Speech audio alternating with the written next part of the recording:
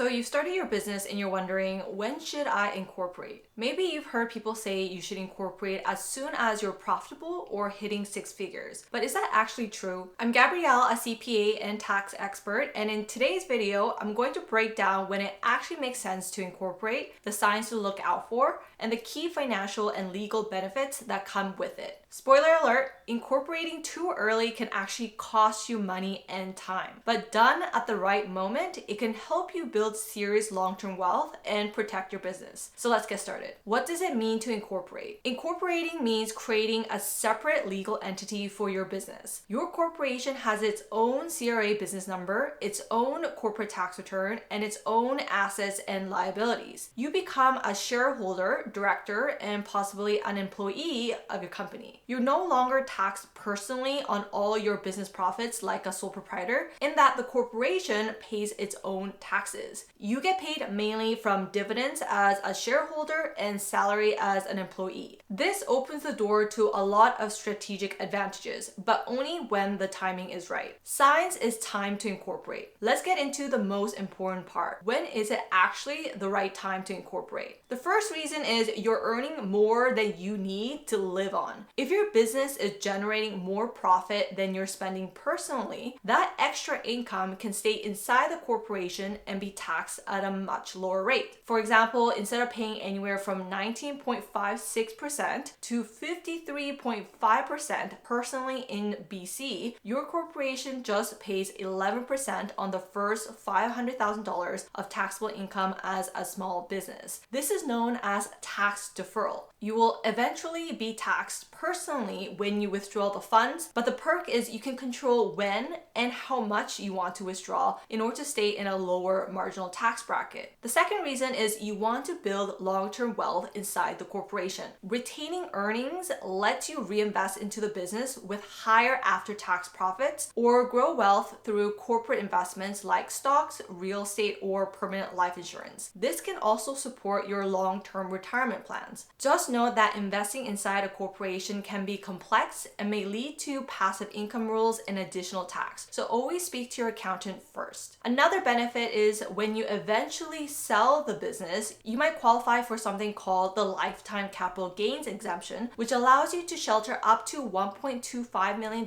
in capital gains from tax. The third reason is you want limited liability. As a sole proprietor, you're personally liable for business debts or legal claims. Incorporating offers a legal layer of protection. This is especially relevant if your business is considered higher risk that involves physical services or at client property, like cleaning services at clients' homes. Other businesses are considered less risky, such as online businesses. The fourth reason is that you're working with larger clients or government contracts. Some clients, especially governments or corporations, require you to be incorporated to work with them due to liability insurance or contract structure. Though be aware of being classified as a personal service business, or PSB for short, which is a corporation that provides services in a way that mirrors an employer-employee relationship, where the individual performing the work would be considered an employee of the client if it weren't for the corporation. In this case, PSBs are penalizing and subject to higher corporate tax rates. The fifth reason is you're planning to hire or expand. If you're looking to grow, bring on employees, or attract investors, a corporation sets up the proper legal and financial structure from the start. It also gives the credibility and stability for long-term planning. The sixth reason is you want to split income with family members. In certain situations, you can pay family members who work in the business or use advanced strategies like a family trust for income splitting. But note, this can get quite complex, so it requires proper tax planning with tax professionals. Why it might be too early to incorporate. Now let's talk about the other side. Why it might be too early to incorporate. The first is you're still testing your business model or you're not yet profitable. If your income isn't consistent yet, or you're still validating your business idea, it might be premature to set up a corporation. The second is you need all your income personally. If you're drawing out all your profit to cover your living expenses, there's no tax deferral benefit. So incorporating won't save you anything from a tax perspective. The third is you're making under $60,000 per year in profit. While this threshold isn't fixed, as a general rule, you need to be making at least $60,000 in profit profit and not needing all of it personally before incorporation starts to make financial sense. Otherwise, the admin costs might outweigh the benefits, unless you have a non-tax reason like liability protection.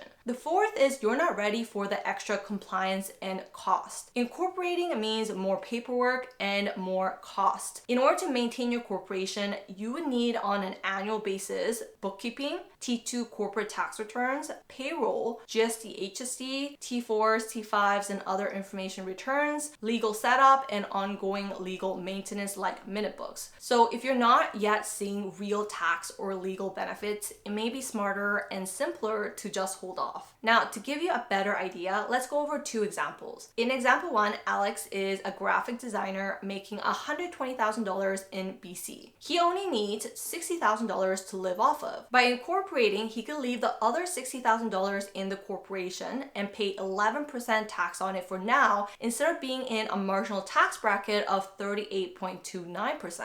That's over $12,000 in tax savings just from tax deferral and leaving the $60,000 that he doesn't need in the corporation. In example two, Jamie is just starting a coaching business and makes $30,000 last year. All of this goes to rent and personal expenses. Incorporation in this case wouldn't save her anything. She'd still be taxed personally on 100% of that $30,000 of income, but now she would have to deal with the complexities and costs of maintaining a corporation, which is definitely not worth it for her. Transitioning from sole proprietor to corporation. The good news is you can always start as a sole proprietor and incorporate later. This is what most entrepreneurs do. And if your business is incurring losses in the beginning, you could actually use the losses to offset other sources of income like salary income, which can put you in a tax refund position. And when the time is right to incorporate, your accountant can help you transfer your assets and business using something called a Section 85 rollover on a tax-free basis. Incorporating is a powerful tool to reduce taxes, protect your business, and build wealth, but only if the timing is right. It's not a one-size-fits-all. If you're starting to earn consistent income, want to reinvest back into your business, or just thinking long-term, it might be the right thing for you to incorporate. And if you are a sole proprietor looking for more guidance around incorporation and trying to navigate bookkeeping and taxes, I have an online course that walks you through every step in detail with video tutorials, templates, and tools. So check out the description box down below for more details. And if you want to understand how self-employed taxes work, make sure to check out my video over here. Thanks so much for watching, and I'll see you guys in my next one. Bye!